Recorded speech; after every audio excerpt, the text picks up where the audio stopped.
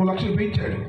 మొత్తం చేస్తాను కదా పెద్ద మనిషి, 2 లక్షలు ఏంటయ్యా, ఎక్కడ చేస్తాను మొత్తం 2 అన్నాడు. ఏమనుకున్నారండి మహిళలు? ఓటేసేసాం, సచ్చినోడి పెళ్ళికి వచ్చినంతే, ఇంక మనం ఎంత తీసుకోలేము. సరే ఆ 2 తగలేవయా అన్నారు. ఆ 2 కూడా తగలేలా. స్కేల్ ఆఫ్ ఫైనాన్స్ అన్నాడు, ఇన్స్టాల్మెంట్స్ అన్నాడు, కొంప ముంచేశాడు. బంగారం రాలేదు సరిగదా, వేలానికి వెళ్ళింది.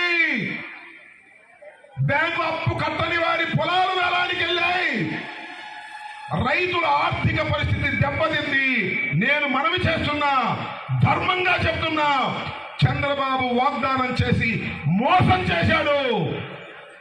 మీ అన్న, మా నాయకుడు జగన్మోహన్ రెడ్డి 4 విడతలుగా మీకు రుణమాఫీ చేస్తానని చెప్పి మాట నిలబెట్టుకున్నాడు.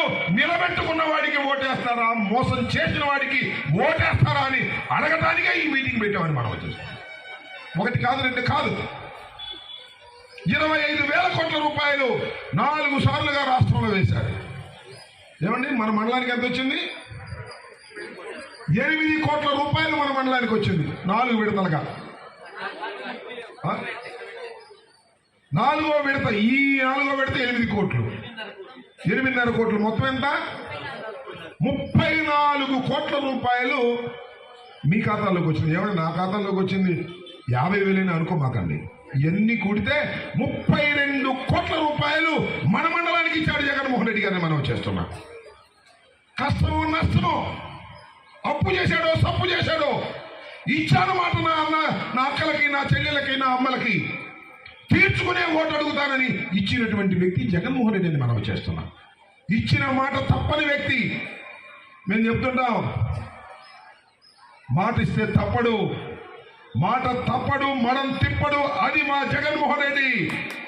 మాట ఇస్తాడు, మాట తప్పుతాడు, మోసం చేస్తాడు, అది చంద్రబాబు అని ధైర్యంగా గుండె మీద చేయి వేసుకొని చెప్తున్నామంటే ఇలాంటి కార్యక్రమాలు చేయబట్టే చెప్తున్నామని మనం చేస్తున్నాం. 1, 2 చెప్పండి అమ్మా. నేను అడుగుతా ఉన్నా ఇవాళ మిమ్మల్ని అందరినీ, ఓట్లు ఎట్టేసుకుంటారో మీ మనసులో ఉంటే ఓటేస్తారు, నాకైనా జగన్మోహన్ రెడ్డి గారికైనా. మీ మనసులో లేకపోతే ఏమి నాకు తెలుసు, నేను ఇన్ని ఎలక్షన్లు చూశాను. మీ మనసులో ఉన్నావా లేదా అనేది ఇక్కడ ప్రధానం. మీ మనసులో ఉండాలంటే ఏంటి? ఇచ్చిన మాట చెయ్యాలి అంతే. ఎన్ని సంక్షేమ కార్యక్రమాలు చేశామని అడుగుతా ఉన్నా. 50 కుటుంబాలకు ఒక వాలంటీర్ని పెట్టాం. వృద్ధాప్య పెన్షన్ నేను మనవి చేస్తున్నా, వితంతు పెన్షన్ నేను మనవి చేస్తున్నా, వికలాంగుల పెన్షన్ నేను మనవి చేస్తున్నా.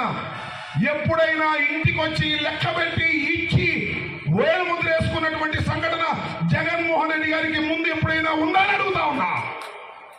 ఎండిఓ ఆఫీస్కి వెళ్ళాలి, ఎంఆర్ఓ ఆఫీస్కి వెళ్ళాలి, నుంచోవాలి, ఆ రోజు డబ్బులు వస్తే తీసుకోవాలి, లేదంటే ఇంటికి వెళ్ళి మళ్ళీ రావాలి.